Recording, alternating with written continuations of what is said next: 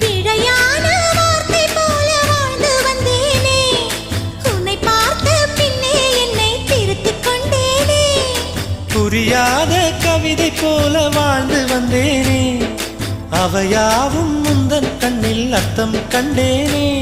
இந்த அருகம் புல்லின் மேல் மணித்துளியாய் நின்றாயே, எந்த பருவத் தோள்களில் பச்சை கிளியாய் வாழ்ந்தாயே. என்னை துளசி செடியாய் சுற்றி வந்தாயே.